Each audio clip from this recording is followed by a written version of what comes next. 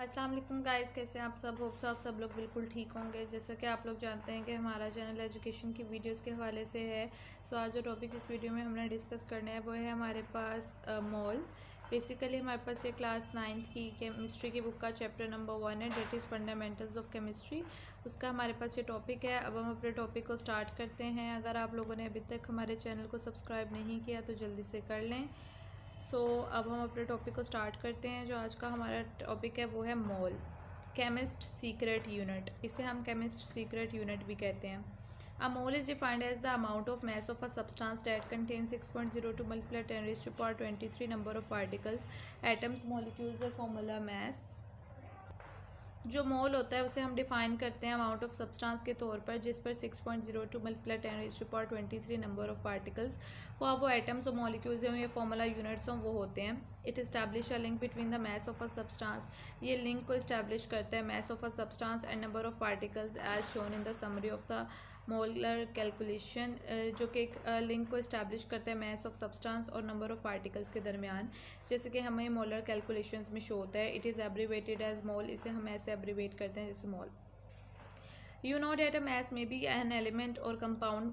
ठीक है, mess element का भी हो सकते हैं, कंपाउंड का भी, molecular ionic. Mass of the substance is either one of the following. जो मैस होता है सब्सटेंस का इनमें से एक होता है, एटॉमिक मैस, मोलिकुलर मैस और फॉर्मूला मैस।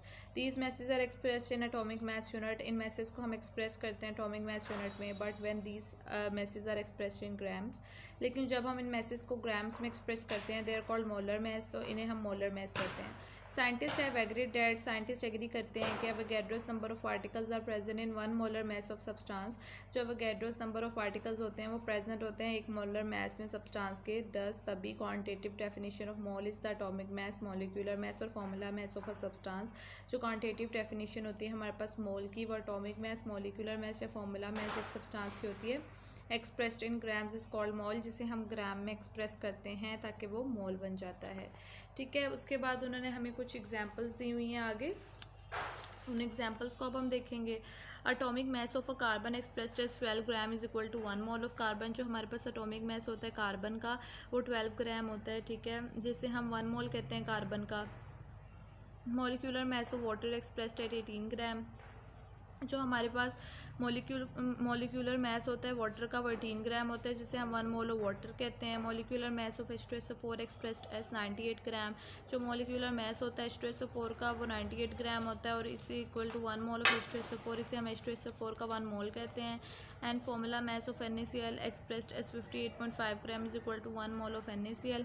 जो फॉर्मूला मैस हमारे पास NaCl का एक्सप्रेस होता है 58.5 ग्राम में, उसे हम 1 मोल कहते हैं NaCl का।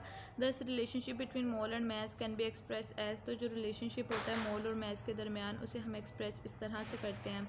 Number of moles is equal to known mass of a substance over molar mass of a substance. जो हमारे पास नंबर ऑफ मोल्स होते हैं वो होते हैं नॉन मैस एक सब्सटेंस का, और मोलर मैस और mass of substance is equal to number of moles multiply by molar mass. जो हमारे पास मैस होता है सब्सटेंस का उसे हम इस तरह से डिफाइन कर रहे होते हैं।